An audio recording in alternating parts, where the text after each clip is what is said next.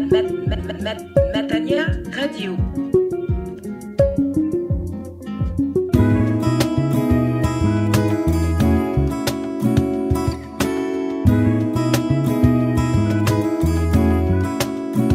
Radio Matania, votre radio, la radio au service de l'Éternel, la radio au service du Seigneur Jésus-Christ. Radio Matania, je vous salue dans le beau et précieux nom du Seigneur Jésus-Christ. C'est la radio au service de l'Éternel, la radio au service du Seigneur Jésus-Christ.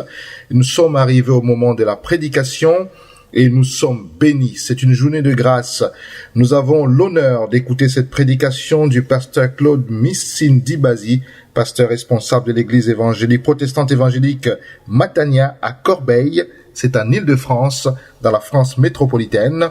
Une prédication qui est tirée du texte de Zacharie, chapitre 4, à partir du premier verset. Je vous encourage vraiment à écouter cette prédication. C'est une parole qui est destinée à ceux qui sont découragés, une parole qui leur est adressée par le Seigneur. Et vous allez retenir comme moi des sources d'encouragement, notamment par exemple, ce qui compte, c'est que le Seigneur, c'est ce que le Seigneur éprouve pour son peuple, c'est ce que le Seigneur éprouve pour son enfant. C'est vraiment ce qui compte dans l'histoire de cet enfant de Dieu. Dieu n'oublie jamais son peuple, Dieu n'oublie jamais ses enfants.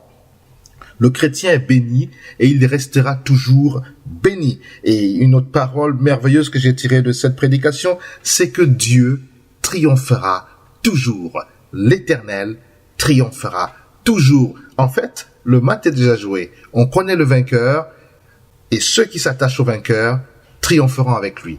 Que le Seigneur vous bénisse vraiment pour durant cette prédication. Je vous laisse. Retenez, enrichissez-vous et soyez bénis du Seigneur.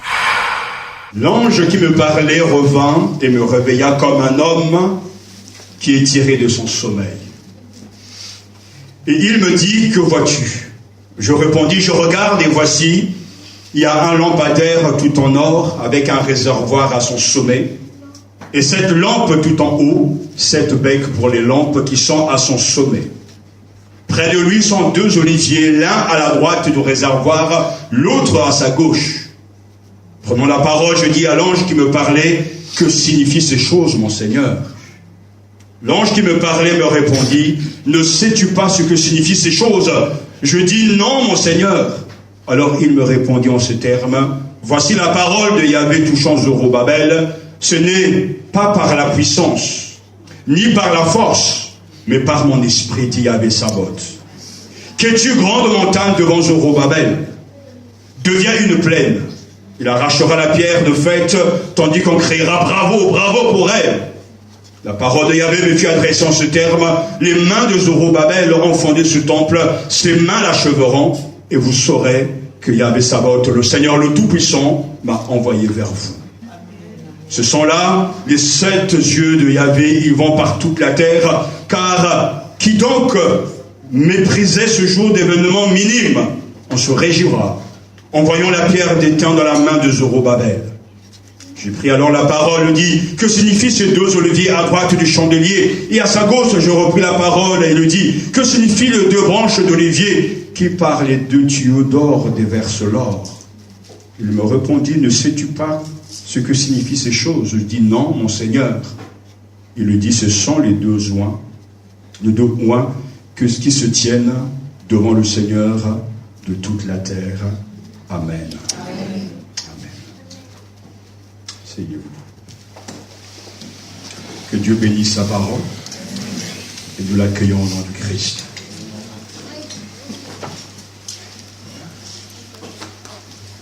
S'il y a des découragés, que le Seigneur donne cette parole.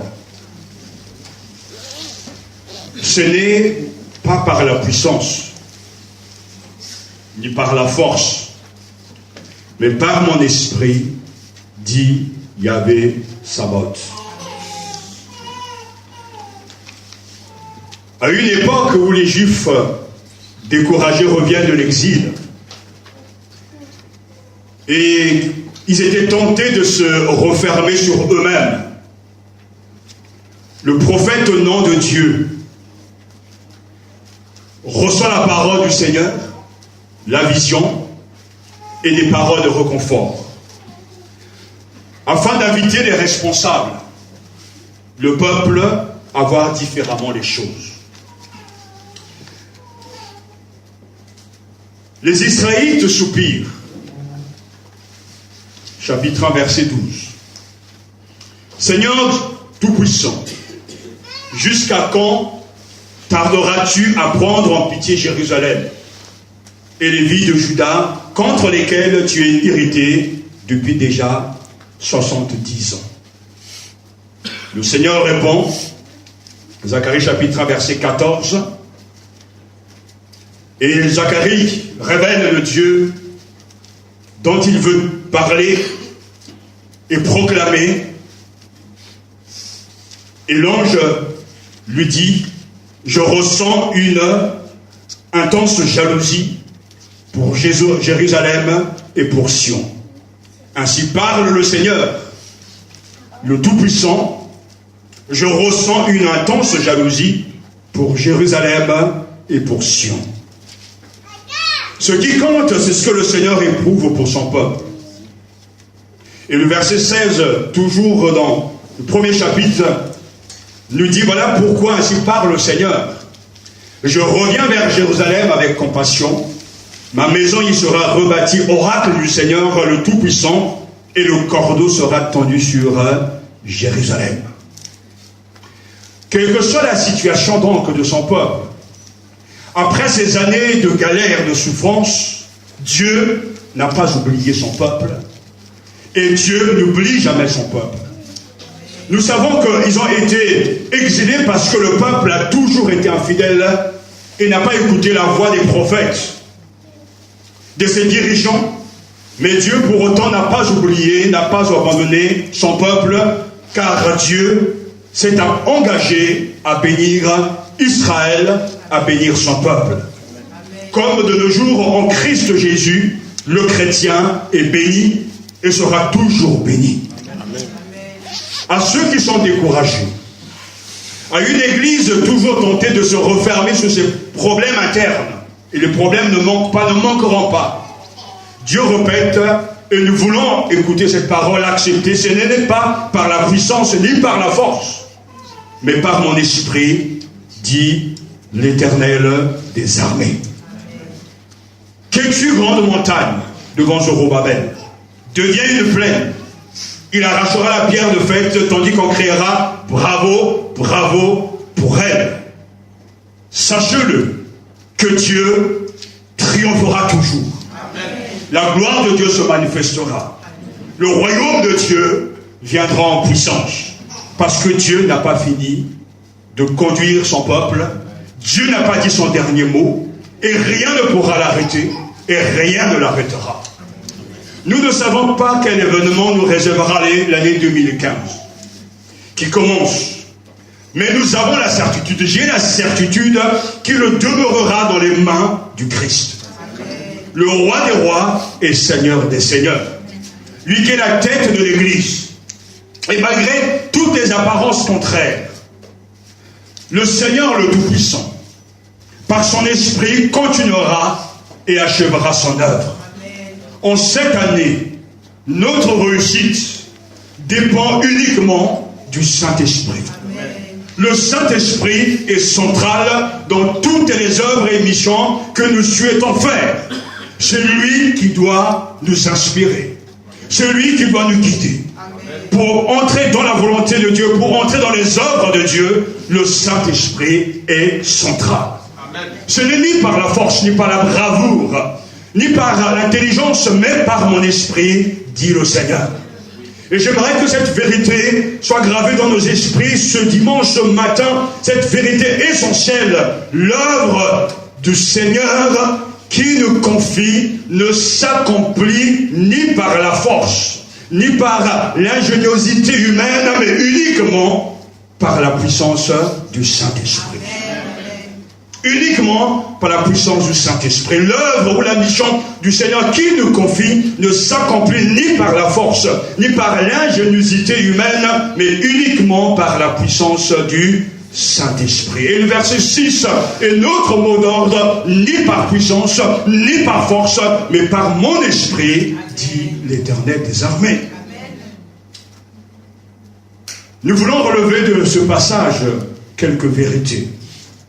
Nous voulons appliquer cette prophétie à nos propres vies, mais aussi à la vie de l'Église. Pour nous aussi, cette vision est riche d'enseignements, d'encouragement et d'exhortation auxquels nous ferions bien de faire attention. Nous y relevons quelques vérités essentielles. D'abord, la première vérité, c'est que l'œuvre de Dieu ne peut être accomplie que par l'Esprit de Dieu. C'est une chose de dire cela, mais c'est une autre chose que de vivre cette vérité. L'œuvre de Dieu ne peut être accomplie que par l'Esprit de Dieu. Nous savons que le peuple est découragé. Ils ont tout essayé. Mais Dieu prend les choses en main.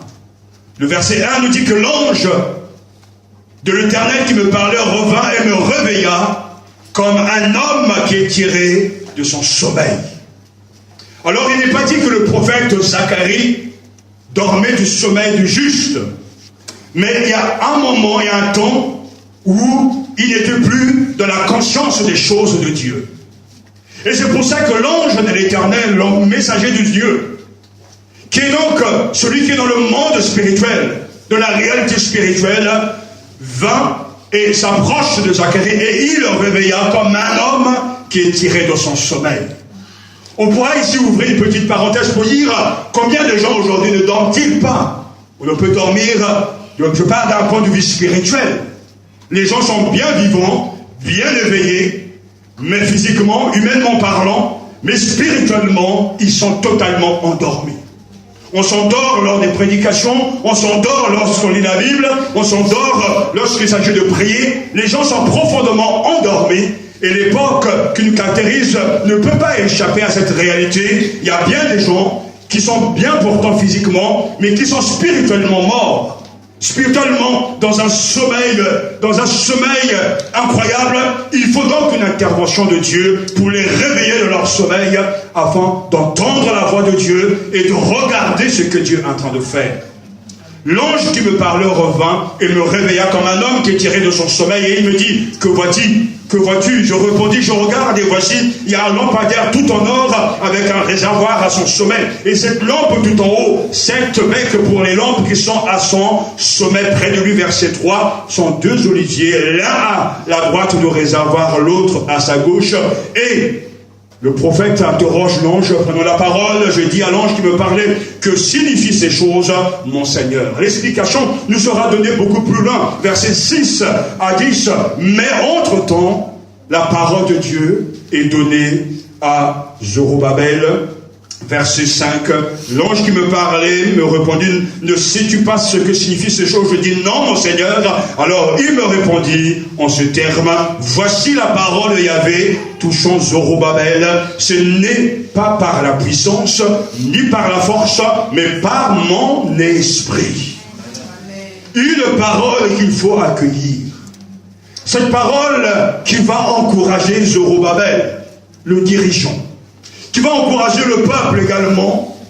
C'est une parole chargée de sens. Parce que ça fait 20 ans qu'ils cherchent à reconstruire le temple. Et pour nous, nous avons du mal à peut-être à comprendre ce que cela implique, parce que le temple, c'est vraiment l'identité du peuple de Dieu. Le temple est le lieu de rencontre avec Dieu et son peuple.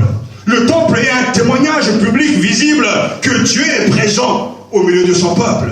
Et nous savons que le temple a été détruit, mais Dieu vient pour encourager son peuple exilé et qui doit revenir reconstruire le temple afin que Dieu marche de nouveau avec son peuple.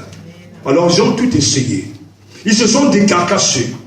Zorobabel, le fils de Shealtiel, gouverneur de Juda, n'avait cessé de voir ses efforts de reconstruction du temple contrecarré et au lieu de tomber dans un découragement sans fin, le Seigneur s'adresse à lui et lui donne une parole qui doit le revigorer, une parole qui doit le rassurer, une parole qui doit le réconforter. Ce n'est ni par la puissance, ni par la force, mais par mon esprit, dit l'Éternel des armées. Nous sommes capables de beaucoup de choses. Zorobabel était capable de beaucoup de choses. Nous pouvons accomplir des choses extraordinaires. L'homme est capable de choses incroyables. Mais pour les choses de l'esprit, il faut l'esprit de Dieu. Pour les œuvres de Dieu, il faut l'esprit de Dieu. Et c'est pour ça que la parole que Dieu donne à Zorobabel, qui nous donne également mon esprit. C'est par mon esprit. Cet esprit, c'est l'esprit de Dieu. Cet esprit, c'est celui qui a présidé à l'œuvre de la création dans Genèse chapitre 1, verset 2. L'esprit de l'Éternel se mouvait au-dessus de la terre et Dieu dit, c'est l'esprit de l'Éternel. Cet esprit, c'est l'esprit qui était sur les apôtres. Cet esprit, c'est l'esprit qui a dirigé tous les prophètes. Cet esprit, c'est celui qui a rempli Moïse. Cet esprit, c'est celui que Dieu a donné à son peuple, disons, celui qui a mis en lui son esprit saint. Cet esprit, c'est celui qui a animé Néhémie pour la reconstruction du temple, de la muraille. Tu leur as donné ton bon esprit pour qu'ils aient du discernement. Tu n'as pas refusé la manne à leur bouche et tu leur as donné de l'eau pour leur soif. Néhémie chapitre 9 verset 20. Et nous connaissons tous la prophétie de Joël chapitre 2 verset 28 à 32. Après cela, je répandrai sur toute chair mon esprit. Vos fils et vos filles prophétiseront. Vos vieillards auront des songes. Vos jeunes gens auront des visions. Même sur les serviteurs et les servantes en ce temps-là, je répandrai mon esprit. Je placerai des prodiges dans le ciel et sur la terre, du sang, du feu, des colonnes de fumée. Le soleil se changera en ténèbres et la lune en sang à l'avènement du jour du Seigneur, grandiose et redoutable. Alors quiconque invoquera le nom du Seigneur sera sauvé. En effet, il y aura des rescapés sur la montagne de Sion et à Jérusalem, comme le Seigneur l'a dit, parmi les survivants que le Seigneur appelle. Et Dieu a envoyé son esprit le jour de la Pentecôte. La prophétie de Joël s'est accomplie. Mais avant que cette prophétie soit accomplie, dans l'Ancien Testament, déjà même, l'Esprit de Dieu était à l'œuvre. Lorsque David, qui est un roi, et qui est dirigé par l'Esprit du Seigneur, commet une faute des transgressions, il écrira dans le psaume 51, « Ne me retire pas ton esprit ». Seul l'Esprit pouvait le convaincre du péché. Le même esprit qui va le conduire dans la bataille, le même esprit qui va l'équiper pour être un bon roi, un bon serviteur, le Saint-Esprit était déjà à l'œuvre dans l'Ancien Testament. Et quand le peuple était découragé, il n'y avait pas d'autres moyens, d'autres ressources que l'Esprit de Dieu. J'attire votre attention sur le fait que le Seigneur adresse cette parole à Zorobabel et dit « Mon esprit ».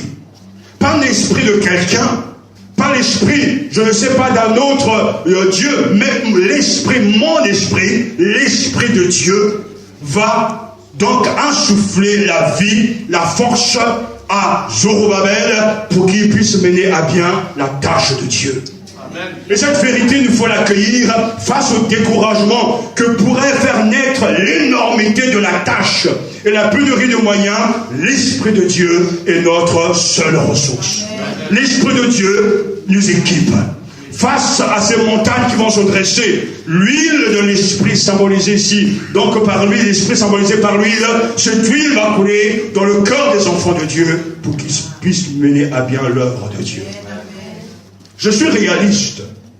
L'œuvre de Dieu est compliquée. Les gens sont compliqués. Le monde est compliqué. Et personne n'est à la hauteur de cette tâche. Et lorsque nous voulons construire, lorsque nous voulons faire avancer le royaume des cieux, les difficultés ne manqueront pas. Les combats ne manqueront pas. Les problèmes ne manqueront pas. Mais je veux me rappeler cette vérité que Dieu me donne. Que ce n'est ni par la force, ni par la puissance, mais par mon esprit. Et je sais qu'on réussira grâce à l'Esprit de Dieu. L'œuvre de Dieu n'a de valeur que lorsque cette œuvre est accomplie avec l'énergie de Dieu, avec la force de Dieu. Parce qu'ils avaient les moyens, ils avaient des possibilités, mais par rapport à la tâche que Dieu leur demandait d'accomplir, ils étaient incapables de faire ce que Dieu leur demandait. Mais la faiblesse humaine ne constitue aucun obstacle à l'œuvre de Dieu, car il accorde sa puissance par son esprit. Quand Jésus dira à ses disciples, allez, et faire de toutes les nations des disciples. Il sait très bien que c'est une mission impossible. Mais il leur dira, attendez jusqu'à ce que vous soyez revêtus de la puissance du Saint-Esprit. Et il va se saisir de 12 hommes ordinaires, et j'en parlerai dans les jours qui vont suivre, 12 hommes ordinaires qui n'étaient pas exceptionnels, qui avaient des carences, mais remplis de l'Esprit Saint. Ils vont faire toute la différence. Alors ne justifions pas notre tiédeur en disant que en France c'est difficile. Tout le monde sait que c'est difficile. Ne justifions pas en disant que c'est trop difficile. C'est difficile pour tout le monde. Ça a été difficile au temps de Zorobabel. Ça c'est difficile pour nous aujourd'hui aussi. Mais Dieu ne nous demande pas de signer, de pointer à l'échec. Il nous demande de prendre conscience de nos ressources. Et ces ressources, ce sont des ressources surnaturelles. Ce n'est ni par la puissance, ni par la force, mais par mon esprit. C'est mon esprit qui peut entrer dans le cœur des Français de souche. C'est mon esprit qui peut entrer dans les cœurs de certains qui se sont endurcis, qui se sont éteints, et qui peut les réveiller. C'est mon esprit qui peut convaincre tous ceux qui refusent d'être convaincus. C'est quand l'Esprit de Dieu est à l'œuvre qu'on est convaincu. Amen. Ne justifions pas nos faiblesses, mais regardons aux ressources de Dieu. Car avec Dieu, tout est possible. Amen. Dieu ne peut pas être empêché de sauver son peuple. Même un petit nombre peut être utilisé entre les mains de Dieu, car il est tout puissant par son esprit pour faire des choses extraordinaires. Amen. Et l'apôtre Paul dans le Nouveau Testament écrira que nous portons ce trésor dans de vases de terre, afin que cette grande puissance soit attribuée à Dieu et non pas à nous. 2 Corinthiens chapitre 4 verset 7. Nul ne peut faire le travail de Dieu s'il n'a pas reçu l'Esprit Saint. Nul ne peut entrer dans le royaume des cieux s'il n'a pas reçu l'Esprit Saint. Et la première œuvre que le Saint-Esprit accomplit dans le cœur de celui qui reçoit Jésus comme son Seigneur et son Sauveur, c'est de le régénérer. En le convainquant de péché et de justice et de jugement, il va le régénérer. Ça implique, Jean chapitre 3, qu'il va lui communiquer une nouvelle nature. Il va lui communiquer une autre dimension surnaturelle. Le Saint-Esprit qui vient de Dieu donne et communique à celui qui est mort dans ses péchés la vie de Dieu. Il insouffle en lui. Il met en lui les ingrédients du monde céleste. Amen. Je suis toujours étonné parce que, en regardant à la télévision les informations et en voyant à la fin de l'année passée, donc 2014-2031, les fêtes des uns des autres, aussi bien les concerts, je vois aussi, quand je regarde ces musiciens dans le monde, quand je vois le public là, ils sont tellement en extase. Ils sont dans une atmosphère de fête, de cris, de joie, ça bouge dans tous les sens. Mais en même temps, je me dis, mais ces gens sont dans la puissance, dans l'énergie de la chair. C'est-à-dire de la puissance, dans l'énergie donc de l'être humain. L'être humain, sans l'Esprit de Dieu, peut influencer, peut apporter quelque chose de grand, de fort à l'autre. Parce qu'il y a quelque chose qui se dégage de ces artistes. Il y a quelque chose qui se communique. Il y a quelque chose qui se donne, qui se reçoit. Et ces gens pourtant qui sont bien malheureux, qui ne connaissent pas Jésus, peuvent exubérer, peuvent être excités, enthousiasmés, parce qu'ils reçoivent, le mot qu'on utilise dans le monde, une énergie positive, c'est-à-dire une bonne énergie, des ondes. Mais nous n'avons pas des ondes. Nous avons une personne, la troisième personne de la Trinité. Et il n'habite pas dans les eaux, dans les profondeurs cachées. Le Saint-Esprit vient demeurer dans le cœur des enfants de Dieu. Jésus dira, c'est pour ça que vous êtes avantageux que je m'en aille. Mais dans quel sens c'est avantageux? Parce que quand je m'en serai allé, je vous enverrai l'autre consolateur, l'autre paraclet, Jean chapitre 14 à 16, et il sera avec vous, il sera en vous, il sera parmi vous. Ce qui va faire que 12 hommes ordinaires, revêtus d'une puissance extraordinaire, vont influencer leur génération. Sans technologie, sans voiture, sans internet, sans imprimerie, parce que le Saint-Esprit va les allumer, en quelque sorte, et ils vont être brûlants de la vie de Dieu. Et là où ils vont passer, là où ils sont passés, la présence de Dieu se manifeste. Nul ne peut faire l'œuvre de Dieu sans l'Esprit de Dieu.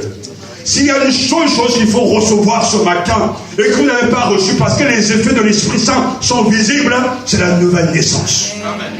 Nous savons seulement, c'est lettré qui était Nicodème dans Jean chapitre 3, Jésus dira, si tu ne nais pas d'en haut, tu ne peux pas voir ni entrer dans le royaume des cieux. Il faut naître de nouveau. Il faut recevoir quelque chose de Dieu, de divin. Une présence, la vie céleste. Et quand cette vie pénètre ton cœur, ton esprit, je veux vous dire comment ça se passe. Quand il entre en toi, il ne change pas ton extérieur, il ne change pas ton corps physique. Mais le Saint-Esprit change ton intérieur. Et au fur et à mesure que tu obéis à Dieu, que tu suis la parole de Dieu, le Saint-Esprit prend de plus en plus de place. Ça veut dire que de plus en plus, Christ devient le Seigneur de tout ton cœur. À chaque fois que tu cèdes et que tu te soumets à l'autorité des Écritures, tu obéis au commandement de Dieu, le Saint-Esprit remplit ton cœur de Jésus. Et comment reconnaît-on quelqu'un qui est rempli du Saint-Esprit? Les effets tangibles, réels, éternels sont les mêmes. Vous pourrez les retrouver déjà dans Actes chapitre 2 comme Éphésiens chapitre 5. Celui qui est rempli du Saint-Esprit est rempli d'abord d'une conscience sans précédent de la personne de Dieu. Amen. Ce n'est pas d'abord la joie, la paix, la puissance de témoigner, l'amour des âmes. Mais quand le Saint-Esprit est là, tu es conscient que Dieu est là. Amen. Et c'est là quand tu es conscient de cette réalité, il n'aura pas besoin de te dire remercier le Seigneur, prie, lis ta Bible, loue le Seigneur, non, car tu es tellement conscient de sa présence que dans sa présence tu vas le louer, parce que ça devient un réflexe naturel. C'est l'Esprit de Dieu qui le fait. C'est l'Esprit de Dieu qui fait ces choses-là. Ainsi, celui qui reçoit l'Esprit ne va pas vivre quelque part seul, mais il va intégrer une communauté où il va grandir, où il va recevoir, où il va partager, et ainsi il va grandir dans la connaissance de Dieu. Le Saint-Esprit est celui qui nous régénère. Et quand il régénère, il donne la vie d'en haut. C'est pour ça que nul ne peut faire les choses de Dieu. Nul ne peut entrer dans les actions de Dieu, qui est du domaine du spirituel, du domaine du surnaturel, s'il ne reçoit pas l'Esprit de Dieu. Quand quelqu'un dit, pour avoir le génie de Shakespeare, il écrit en anglais, il faut avoir l'Esprit de Shakespeare. Si tu veux me comprendre, si tu veux savoir qui je suis, tu dois avoir mon esprit. Et si nous voulons comprendre qui est Dieu, il faut avoir l'Esprit de Dieu. Alors on nous fait croire que celui qui a l'Esprit de Dieu, c'est celui qui va tomber, qui va rouler par terre. Non, l'Esprit de Dieu ramène toujours à Jésus. L'Esprit de Dieu t'amène à aimer l'Église. Parce que toutes ces choses font partie du monde spirituel. Nul ne peut œuvrer pour Dieu sans l'Esprit de Dieu. Je suis vraiment, en tant que pasteur, je l'ai dit souvent, tellement affligé de voir les gens morts. Parce que j'ai envie de leur insuffler la vie. C'est pas une question de tempérament, d'être chaud, non. C'est pas une question de tempérament, d'être extraverti, non. Mais je dis que lorsque l'Esprit de Dieu habite en toi, ça vibre, ça bouge. La vie ne peut pas être expliquée. La vie ne peut pas être fabriquée. Quand la vie est là, on le sait. Quand un prédicateur parle de Dieu, on le sait.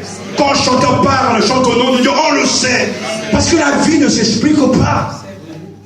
Mais quand les gens sont amorphes, tristes, abattus, ce qui n'a qu'une seule chose qui ne va pas, il y a du péché à l'intérieur. On ne peut pas mentir à Dieu. Et je bénis Dieu pour cette promesse, cette parole. Et je sais que nous réussirons dans cette heure. Lorsque non pas il y aura 1000 personnes, oh, c'est pas ce que nous demandons, non. Il peut y avoir 1000 personnes, c'est pas ça qui fait le spirituel.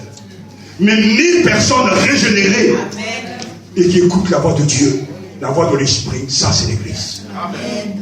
Qui suivent les Écritures, ça c'est l'Église. On aimerait avoir le deux, mais la réalité, en réalité, c'est que ce n'est pas comme ça. Il peut y avoir 10 000 personnes Peut-être que seulement 1000 sont convertis, nés de nouveau. Mais que Dieu accorde sa bonté aux uns aux autres, pour qu'il y ait une nouvelle naissance dans le cœur des uns des autres. J'aimerais tellement briser au nom de Christ cette croyance, cette religion que Satan irrite depuis des années. Il dit, moi je suis converti, je vais tous les dimanches à l'église, mais pourtant il n'y a pas de changement. Je vais tous les dimanches à l'église, mais pourtant j'ai la haine, j'ai encore de la colère, j'ai encore du mépris, j'ai encore de l'amertume, etc. C'est pas possible. Seigneur, tu dois me convaincre. Seigneur, je ne suis pas exubérant, je ne suis pas joyeux, je ne connais pas la joie de mon salut. Jésus est quelqu'un d'intéressant pour moi, mais il n'est pas le plus précieux de mon cœur. Il n'est pas la personne la plus aimée dans mon cœur. Je pourrais même de fois l'abandonner, ça ne me fera pas de peine, ça me dira, je n'aurai pas de chagrin. Mais si réellement tu es dans cet état, c'est que tu es mort, tu es rétrograde, et tu dois revenir au Seigneur de tout ton cœur, parce que quand le Saint-Esprit commence à œuvrer dans ton cœur, il y aura un amour de plus en plus puissant pour le Seigneur. Plus tu vieillis avec lui, plus il est indispensable. Et ça, c'est le Saint-Esprit qui le fait. Prenez ce simple test. À quel moment de votre vie êtes-vous le plus heureux? Réfléchissez pendant cette journée, pendant cette semaine, à quel moment de votre vie vous êtes le plus heureux? Est-ce que c'est peut-être à la fin du mois quand on vous donne votre chèque? Est-ce que peut-être quand vous êtes avec votre femme, ou avec votre mari, avec vos enfants, ou avec vos amis? À quel moment dans votre vie vous êtes le plus heureux? Et quand vous saurez répondre à cette question, vous comprendrez vous-même qui est le premier. Parce qu'on peut t'enlever ton mari, on peut t'enlever ta femme, on peut t'enlever tes enfants, on peut même t'enlever tes biens. Mais si ton bonheur découle de ces choses-là, tu seras profondément malheureux, triste, et tu ne prieras plus. Mais celui qui vit et qui apprécie accompagné de Jésus, on peut tout lui enlever. Mais Jésus est toujours là. Parce qu'il n'est pas dans les airs. Il ne se promène pas dans les airs. Jésus vit dans le cœur de ceux qu'il a rachetés. Et c'est là qu'il travaille. Ce n'est ni par force, ni par puissance, mais par mon esprit. En priant, je note dans ce début de cette année, j'ai dit, Seigneur, j'abandonne, je ne veux même pas me forcer. Pour dire ceci ou dire cela, je dirai ce que tu me diras de dire. Mais je sais que Seigneur, toi seul est capable de réveiller les gens. Mais je parlerai en ton nom. Toi seul es capable de donner des révélations. Tout à l'heure, je vous disais que c'est lors d'un songe de vision que Dieu m'a communiqué le mot d'ordre de cette année. Mais cette expérience, tous les chrétiens devront pouvoir la faire. Parce que l'Esprit Saint est dans la vie de tous les croyants. Dieu devra vous donner des capacités, des visions, une capacité, une imagination, une intelligence aiguë. Parce que le Saint-Esprit est capable de tout dans la vie de quelqu'un. Pourquoi seulement certains et pas d'autres? C'est que le Saint-Esprit est bloqué. Ce n'est ni par la puissance, ni par la force, mais par mon esprit, dit l'Éternel des armées. Alléluia. C'est la première vérité qu'il faut accueillir ce matin. Accepter ce matin, l'œuvre de Dieu ne peut se faire que par l'Esprit de Dieu. Nul ne peut être un serviteur de Dieu, une servante de Dieu, si ce n'est par l'Esprit de Dieu. Et le verset 7 nous dit également, il y a ces deux vérités qui se dégagent de ce passage, la foi est nécessaire pour mener à bien l'œuvre du Seigneur. Qui es-tu, grande montagne, devant Zorobabel? Tu seras aplani. Il en sortira la pierre principale au milieu des acclamations. Grâce pour elle. Alléluia. Parce que oui, tu seras aplani. La parole de Dieu est claire, mais qui es-tu, grande montagne? Parce que le contexte est clair. C'est difficile. C'est compliqué. Ils n'ont pas le moyen. Il y a cette montagne qui représente les nombreuses difficultés qui peuvent empêcher de terminer la construction du temple. Mais la parole de Dieu retentit. Qui es-tu, grande montagne? Et comme quelqu'un l'a écrit, mais les difficultés apparemment insurmontables nous menacent souvent et nous arrachent ce gémissement. Quelle montagne! D'autres fois, le sentiment de notre impuissance, le poids et la lassitude de la vie nous oppriment. Comment être toujours bon? Comment obéir à cette vision céleste? Comment peut-elle durer? On nous demande de persévérer, mais je n'ai pas la force. Dans ma maison, il y a des difficultés. Au travail, il y a des difficultés. Dans l'église, il y a des problèmes. Oh, quelle montagne! Jamais je pourrai m'en sortir. Jamais je ne réussirai. Mais la parole de Dieu arrive et cette parole nous est adressée. Mais qui es-tu, grande montagne? Qui es-tu? Quelle audace de vouloir t'opposer, de vouloir refréner, de vouloir retarder la construction du temple de l'Éternel. Mais qui es-tu, grande montagne, pour oser te mettre devant nous, alors que nous sommes le peuple de Dieu? Et la parole de Dieu retentit, tu seras aplani. Tu seras transformé en plaine. Alléluia. Et cela implique avoir la foi. Dieu n'utilise que les hommes spirituels, des femmes spirituelles, c'est-à-dire qui ont l'Esprit de Dieu et qui sont centrés et qui ont comme sur l'obsession la gloire de Dieu, mais ces hommes et ces femmes ont la foi. La foi de voir ce qui n'est pas visible. La foi de regarder l'au-delà. La foi de compter sur les promesses de Dieu. Et la foi pour parler, tu seras aplani.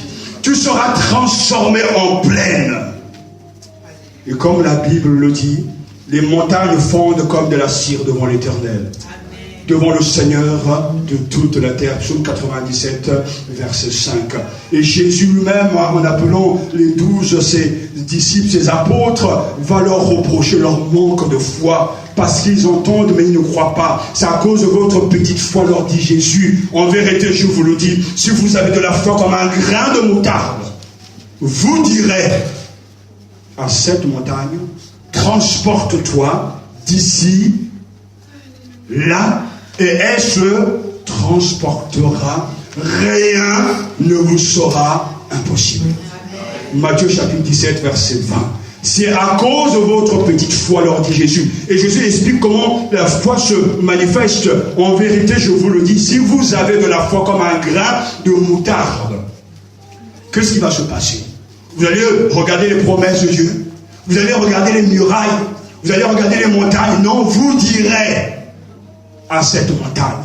Et tant de fois, je le dis que la foi est une parole. Si nous voulons avoir une atmosphère spirituelle, il faut parler.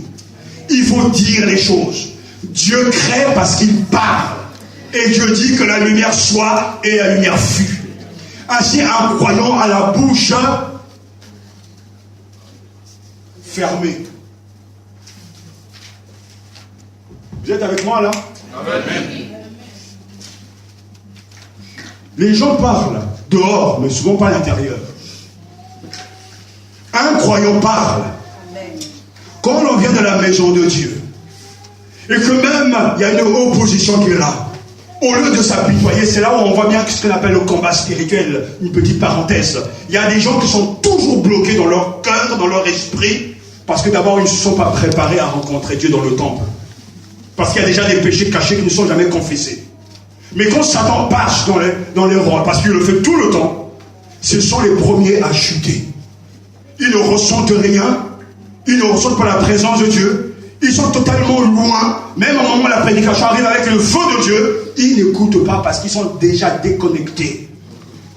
Et Satan les assomme de mauvaises paroles, de mauvais sentiments, ce qui fait que la parole ne trouve pas une bonne place dans leur cœur. Mais celui qui s'est préparé devant Dieu, alors lui est capable de se réveiller spirituellement, de dire au nom de Jésus-Christ, je suis vivant. Je refuse la mort. Je refuse le règne de Satan. Parce que c'est une parole qui doit être dite, déclarée. Si vous dites, si vous parlez, Jésus n'a jamais fait de miracle la bouche fermée. Crois, va, reçois. Je te donne une parole. Et ce officier romain avait bien compris. Seigneur, dis seulement un mot et mon serviteur sera guéri. Alors je dis, oh, quel miracle, mais c'est un vrai miracle. Oui, parce que Jésus est la parole qui transperce, qui traverse les âges et une parole chargée de vie. Amen. Et quand il retournait chez lui par rapport à cet officier, son serviteur était guéri alors même où Jésus avait dit, va, ta foi t'a guéri. À chaque fois, il donne une parole. À celui qui est courbé, il donne une parole. Si tu crois, tu verras la gloire de Dieu. Jésus n'est pas en train de se promener la bouche fermée. Et comment crée-t-on une ambiance spirituelle de l'église? C'est quand le peuple de Dieu est rempli de l'Esprit de Dieu et qu'il parle. Mais les paroles de Dieu, chanter les cantiques de Dieu. C'est ce que Paul nous dit dans Ephésiens chapitre 5. Oui, entretenez-vous par des cantiques spirituels. Mais c'est la même bouche qui détruit aussi des vies. Parce que lorsque l'on ne parle pas des paroles de Dieu, et que ce sont les paroles de Satan, on crée l'ambiance de Satan. On veut une bonne ambiance, il faut parler. Si tu dis à cette montagne, ôte-toi de là. Et c'est pour ça que je parle avant d'avoir ton parole, je n'accepte pas les chats. Je dis non, je le ferai. J'irai à l'église. Même quand mon corps dit non. Parce que c'est dans mon âme, c'est à l'intérieur de mon esprit. C'est pas moi, c'est pas mon corps qui va décider et qui va me guider. C'est moi qui décide. Je veux louer le Seigneur et je le ferai. J'ai des problèmes, j'en ai tellement, mais je veux le louer parce que j'ai décidé de le faire. Je veux prier, je veux le faire.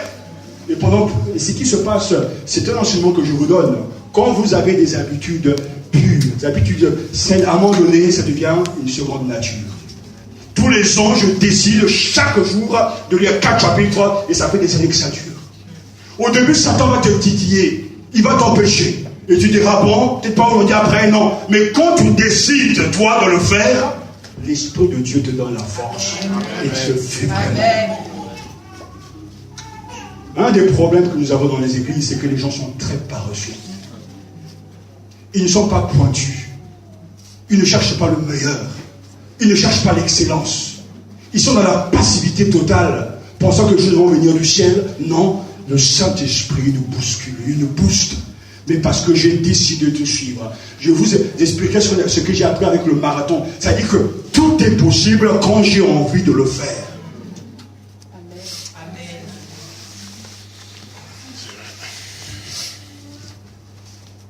Et Jésus lui dit, mais si c'est à cause de votre petite foi. Jésus leur répondit, en vérité, je vous le dis, si vous avez de la foi, et si vous ne doutez pas, non seulement vous ferez ce qui a été fait à ce figuier, mais quand vous direz à cette montagne, ôte-toi de là et jette-toi dans la mer, cela se ferait. Oh, qui es-tu grande montagne? Tu seras transformé en plaine. On va passer. Toi, je vais passer. Nous allons passer. Et ce langage, c'est un langage biblique, ce n'est pas un langage d'un orgueilleux, parce que même Jésus dira, moi et ma maison, nous servirons l'Éternel. Alors si vous n'avez pas envie de le faire, c'est votre problème, mais moi et ma maison, nous servirons l'Éternel. Et c'est une parole. C'est une parole. La foi est nécessaire pour mener à bien l'œuvre du Seigneur et pour parler les paroles de l'Esprit. Mais en même temps, si nous ne devons pas mépriser des débuts bien modestes. On vient de commencer comme le verset 10 nous le dit, car qui donc méprisait ce jour d'événement minime? On se réjouira en voyant la pierre d'éteint dans la main de Zorobabel. Oui, Dieu promet. Et Dieu nous avertit de ne pas mépriser les débuts si compliqués, si modestes. C'est toujours quelque chose que de commencer. Parce que celui qui décide de commencer, c'est toujours difficile. Vous savez, lorsque l'on sert le Seigneur, il est très facile de prendre une église qui a été déjà implantée. Mais c'est tout autre chose que d'implanter l'église, de débuter, de faire. Parce que celui qui va dans une église déjà implantée, déjà là, va continuer simplement à développer l'église. Mais il y a celui qui doit implanter, qui doit mettre les bases, qui doit transpirer. Et ce n'est pas facile. Mais pourtant, Dieu dit de ne pas mépriser les petits commencements. On ne devient pas riche en gagnant 1 million tout de suite. La richesse commence même avec 1 centime. Plus encore 1 autre centime. Ça devient 1 euro. Ça devient 10 euros. Ça devient 100 euros. Mais il y a toujours un début à tout. Et il ne faut jamais mépriser les débuts de foi modeste. Et je peux témoigner que Dieu est un Dieu fidèle.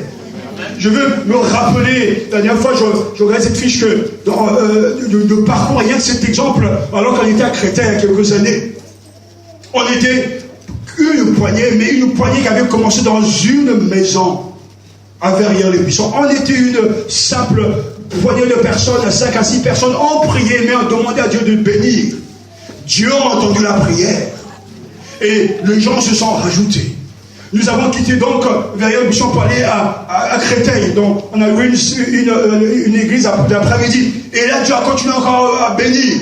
Et on a quitté là-bas, on était tellement nombreux qu'on se retrouvait à louer des églises catholiques parce qu'ils n'avaient pas de place.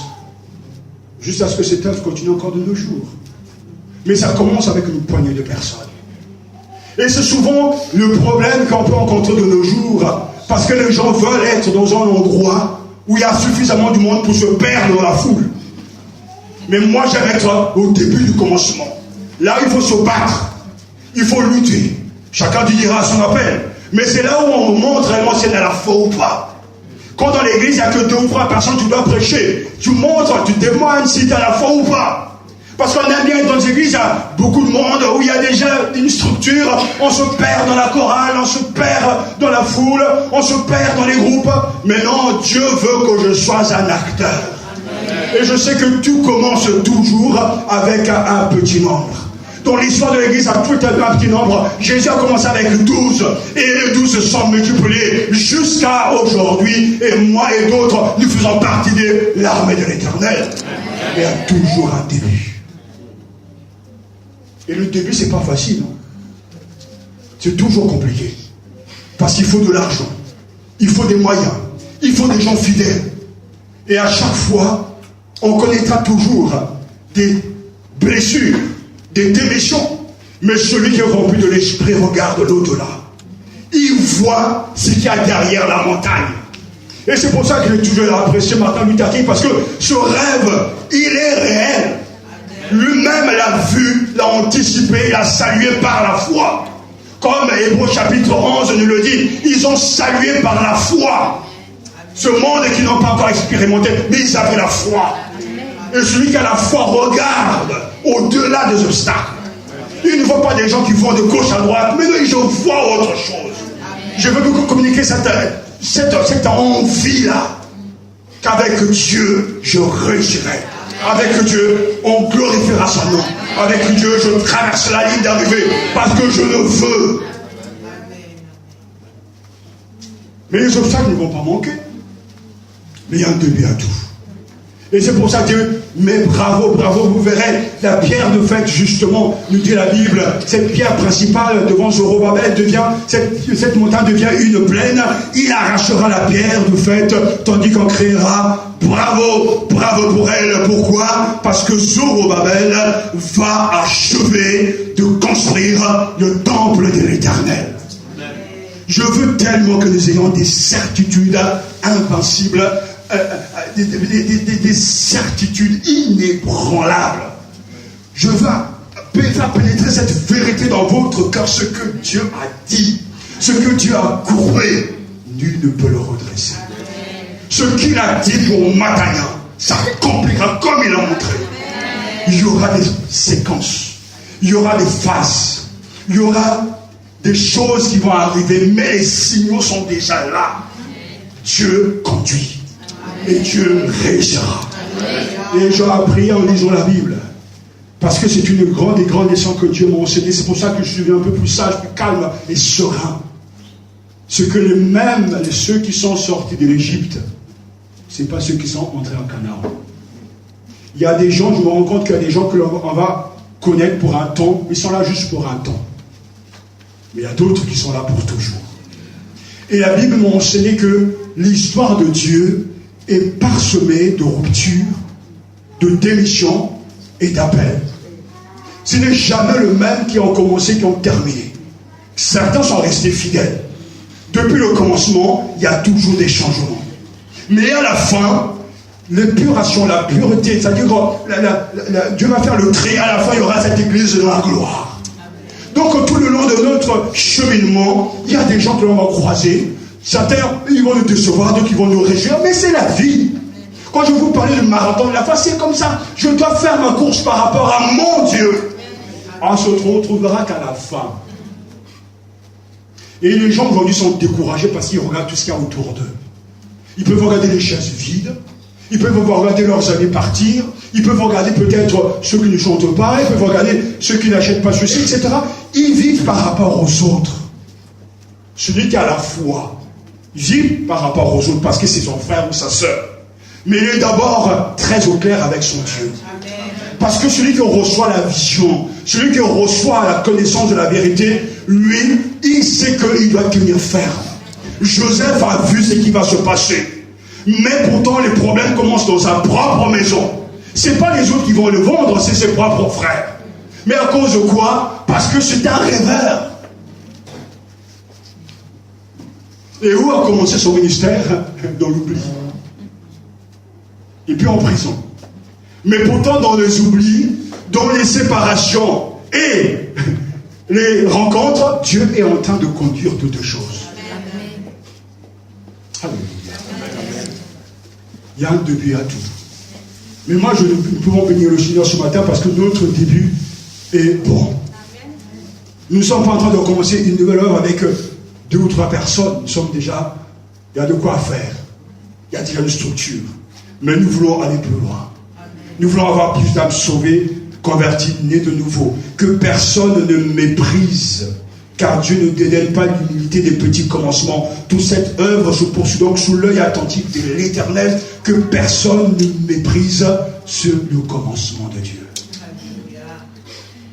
Je lisais l'histoire d'un missionnaire qui est parti en Chine. Les 10 premières années de sa vie, ça a été des années chaotiques. Il est tombé malade. Ses enfants même un de ses enfants est mort, etc. Mais il était convaincu que Dieu l'avait envoyé là pour apporter l'évangile.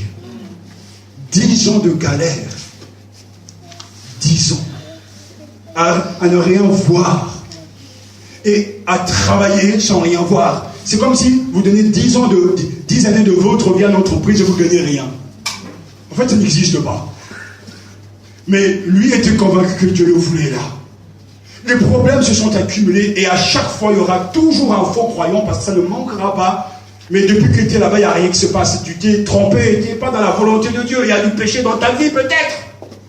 Mais lui, pourtant, il était bien dans la volonté de Dieu. Et il n'y avait pas de péché dans sa vie. Mais le temps de Dieu n'est pas le temps de l'homme. Le commencement de Dieu n'est pas le début de l'homme. Dieu fait les choses à sa manière et à sa façon. Et pour moi, ça reste un mystère. Pourquoi est-il silencieux de foi? Je ne comprends pas. Mais pourtant, il est silencieux. Il te laisse te galérer. Il te laisse dans la galère, dans les problèmes. Et pourtant, il m'est arrivé, il m'a dit, mais c'est ton boulot que je fais. Mais des fois, tu laisses te démêler dans des difficultés. Mais Seigneur, mais tu as promis ceci, tu as promis cela. Mais ok, j'entends. Mais je ferai.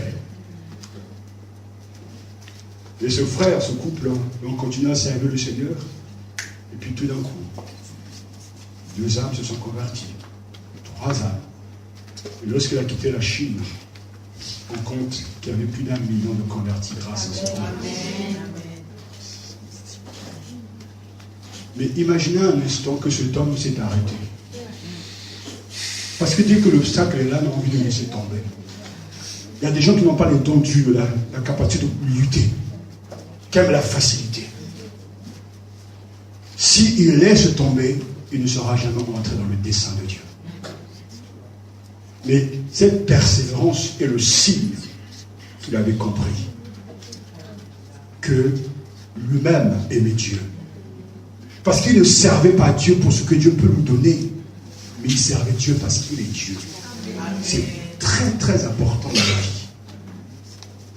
Et quand même Dieu t'appelle et que cette tâche de foi, c'est une tâche difficile et qu'il n'y a rien qui se passe, il ne faut jamais laisser tomber. Un de mes amis professeurs, on lui disait, Dante qui va, ne laisse jamais tomber. Que les âmes viennent à l'église ou pas, ne laisse jamais tomber. Que les gens s'en aillent ou pas, ne laisse jamais tomber. Que les gens donnent ou pas, ne laisse jamais tomber. Que les gens te suivent dans l'évangélisation, ne laisse jamais tomber. Gravez ça dans vos esprits. Je ne laisserai pas tomber. Et votre corps va vous suivre, ainsi que vos émotions.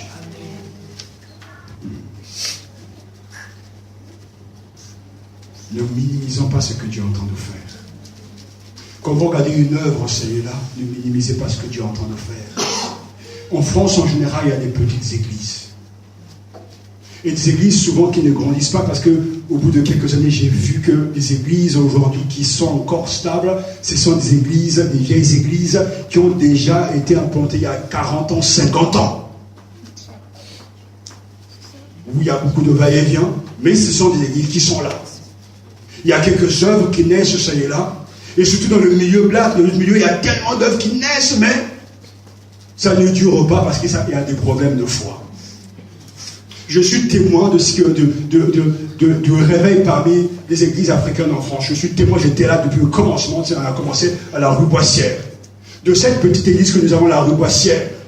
Et sorti plusieurs prédicateurs, dont certains même en RDC, ont rempli des stades. Au Canada, il y a encore des pasteurs. En France également. Et si vous partez dans la ville de Saint-Denis, la place Saint-Denis, toutes ces églises sont nées de cette œuvre-là. Je suis témoin de ces choses. Je peux écrire l'histoire par rapport à ces choses. Et je me rends compte que c'est parce que, même avec Dieu, ça peut commencer avec une poignée de personnes. Mais on ne connaît pas la fin.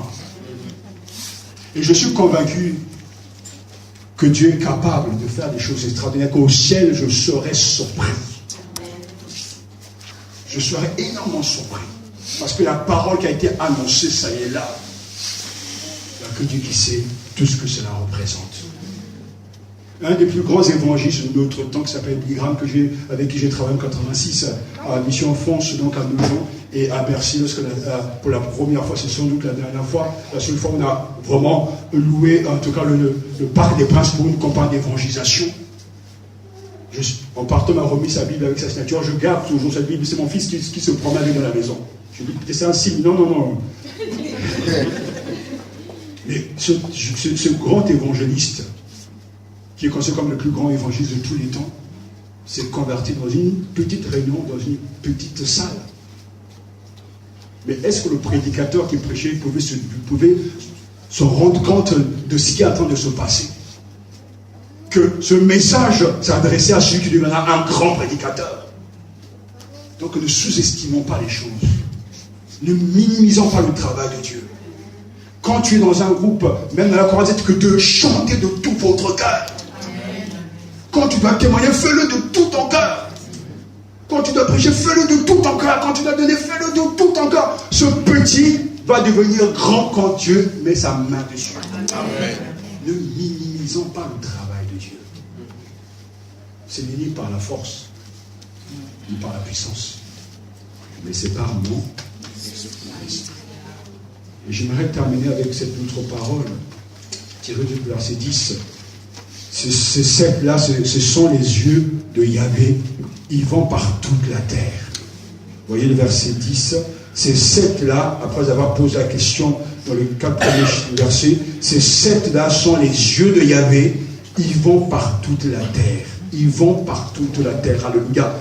Les yeux de Dieu surveillent tout ce que nous sommes en train de faire. Les yeux de l'Éternel. La Bible dit que Dieu est esprit, n'est-ce pas? Il est esprit, il a fini, il est éternel. Mais pourtant la Bible nous parle d'un Dieu qui se manifeste comme un homme. Il a planté l'oreille. Ne peut-il pas entendre? Il a façonné l'œil. Ne peut-il regarder? Psaume 94, verset 9. Et le psaume 34, verset 15 nous dit: les yeux de l'Éternel sont sur les justes. Et ses oreilles sont attentives à leur cri. Et dans 1 Pierre, chapitre 3, verset 12, car le Seigneur a les yeux sur les justes et les oreilles ouvertes à leur prière, mais la face du Seigneur se tourne contre ceux qui font le mal. Et enfin, dans 2 Chroniques, chapitre 16, verset 9, car l'Éternel parcourt du regard toute la terre, pour que s'affermissent ceux dont le cœur est tout entier à lui.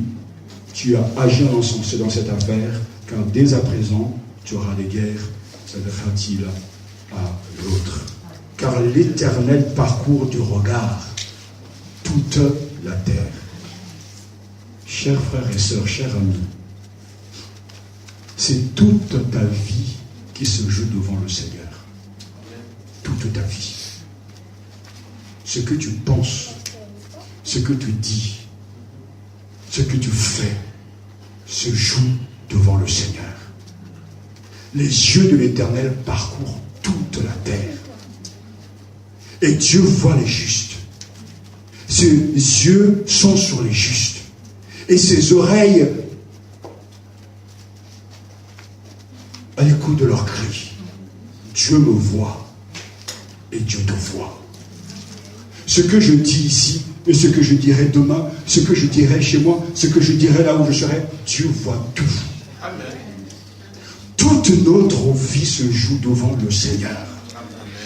C'est pour ça que le croyant a, rejeté l'hypocrisie. Le croyant aime la vérité. Le croyant est vrai. Parce que toute sa vie se joue devant le Seigneur. Je peux mentir à un homme, je peux mentir à un pasteur, je peux mentir à un frère ou une soeur, mais je ne peux pas mentir à Dieu. Ce qui est caché sera toujours révélé. Les paroles même prononcées dans le secret seront entendues publiquement, mondialement.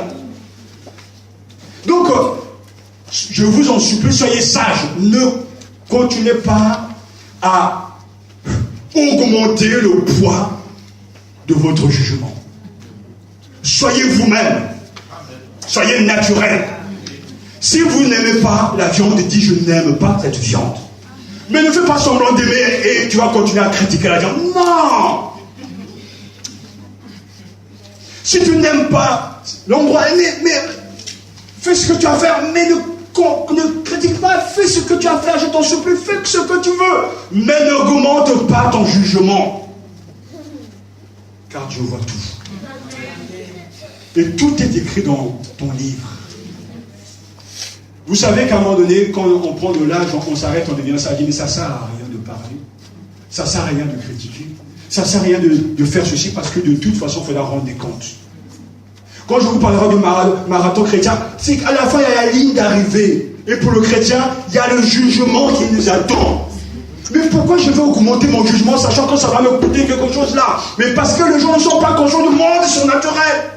C'est ce que je vous disais. Quand on n'est pas conscient du Dieu, on fait ce que l'on veut et on peut tout casser. Et lorsqu'on est conscient que c'est Dieu qui est là, on fait attention à ce que l'on dit, à ce que l'on fait, parce que l'Église est la maison de Dieu. Amen. Si Dieu ne juge pas les hommes, si Dieu ne juge pas les pauvres gens qui sont aujourd'hui de fois dans des histoires pas possibles. Regardez ce reportage en RDC, comment on peut exploiter des pauvres enfants et ces enfants meurent dans les pires souffrances, dans les atrocités, etc. Si Dieu ne juge pas ces gens, c'est que Dieu n'a plus de raison d'être. Mais dans la Bible dit que c'est un Dieu de justice. Qu'on ne peut pas tout faire. Et c'est le mystère de Dieu. Il laisse faire les gens. Mais pourtant, il les attend tous cela au tribunal. Alors, c'est pour ça que la liberté que nous avons, c'est une fausse liberté quelque part. C'est une vraie mais fausse liberté. Parce que je peux faire ce que je veux, mais à la fin, il faudra bien rendre des comptes. Et celui qui est sage anticipe ce moment-là. Quand moi, je m'arrête à moi de j'ai réfléchi au jugement dernier, croyez-moi, je ne blague pas. C'est du sérieux. Mais celui qui n'est pas conscient de cette réalité, il peut tout faire. Il ne se dit, Dieu me pardonnera, je ferai ceci, je ferai cela. Non, les yeux de l'Éternel parcourent toute la terre. Et il voit tout. Il sait tout. Et quand Dieu le permet, quand tu arrives à une certaine maturité spirituelle, il te donne la grâce de voir ce qui se passe dans le monde spirituel. Et un jour, j'ai eu cette vision.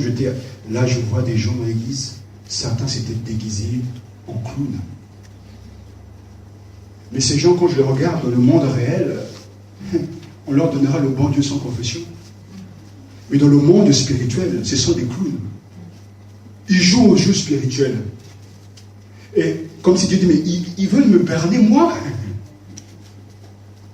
On ne peut pas berner Dieu. Parce qu'il connaît tout. À la fin de ma vie, à la fin de ta vie, tes vêtements vont rester dans la tombe. Le seul être qui va se réveiller, c'est ton être spirituel, le vrai toi. Et il va comparer devant les tribunaux du Christ. Tu diras, c'était pas moi qui faisais ça. Le dédoublement de la personnalité. Quoi, c'est l'autre? Ou esprit sort de moi là. Non, c'est toi. Et c'est pour ça que j'aimerais que vous puissiez avoir cette crainte ce matin, cette peur, entre guillemets. Les yeux nous ouvrent voir. Quand j'étais tout petit, c'était incroyable. Je termine avec cette anecdote. Quand je m'approchais de la Bible, parce que j'avais tellement été éduqué dans la foi chrétienne, quand je m'approchais de la Bible, mon corps tremblait. Parce que j'avais appris que c'est le livre de Dieu. On ne peut pas tout faire avec le livre de Dieu. C'était comme pour moi, je ne sais pas, quelque chose qui... Mais j'avais peur parce que j'avais l'impression que quand je prenais la Bible, je prenais Dieu. C'est-à-dire en grandissant avec cette peur, cette crainte qui t'oblige à bien mener ta vie. Et il arrive souvent même que c'est une réalité. Quand vous êtes chez vous, il y a quelqu'un qui vous regarde. C'est Dieu. Vous savez, en ayant des enfants, on se rend bien compte, deux fois, mon épouse me dit, ne donne pas du chocolat à l'enfant, ne donne pas un bon moment aux petits. À force de l'avoir répété, deux fois quand je suis avec le petit, j'entends sa voix. Et elle sort de moi, Rachel. Vous voyez, cette voix vous poursuit et vous vous sentez coupable. Est-ce que vous comprenez ce que je suis en train de vous dire? Et cette proximité avec Dieu, cette compagnie avec Dieu vous pousse à dire que tiens, quelqu'un est en train de me regarder, j'arrête. Et c'est quelqu'un qui est en train de regarder, c'est celui qui a des yeux comme des flammes de feu. Et on ne pourra jamais lui échapper. Si je monte au ciel, il est. Si je vois le séjour des morts, il est encore là, il est encore. Alors, qu'est-ce que je fais? Je m'arrête et j'arrête de faire des bêtises. Les yeux de l'Éternel parcourent toute la terre. Je me souviens de cette femme qui venait de la Côte d'Ivoire, que je ne connaissais pas. Alors que je passais par un moment difficile, cette femme est venue, m'a dit, voilà, Dieu a vu tes larmes alors que j'étais dans mon pays. Et voilà la parole qui t'adresse. Il y a des moments où l'on pleure, où l'on souffre, il y a des moments où il y a des difficultés, mais Dieu voit tout. Il voit tout. Les yeux de l'Éternel parcourent toute la terre. Et ses yeux sont sur les justes. Quand le peuple est en train de lapider Étienne, Dieu voyait. Il n'a rien fait. Quand le Fils de l'homme était crucifié, en train de crier, Père, pourquoi m'as-tu abandonné? Dieu voyait. Il n'a rien fait. Parce que c'est un Dieu de grâce, de miséricorde. Mais c'est aussi un Dieu de justice. Le temps viendra, il faudra juger. Mais ce n'est pas encore l'heure. Laisse-les faire. Cette prophétie est là pour nous encourager. Ce n'est ni par la force, ni par la puissance, mais par mon esprit. Des hommes spirituels pour une œuvre spirituelle. Ne minimisons pas les petits commencements. Ayons la crainte de Dieu. Et tout ce que nous allons faire, nous devons le faire devant le Seigneur. Quand tu visites un frère, c'est devant le Seigneur. Quand tu donnes ta dîme, c'est devant le Seigneur. Quand tu amènes les instruments, c'est devant le Seigneur. Quand tu prêches, c'est devant le Seigneur. Cherche toujours avant tout son regard. Que Dieu vous bénisse. Nous vous souhaitons vraiment la prospérité spirituelle et une plus grande connaissance de Dieu.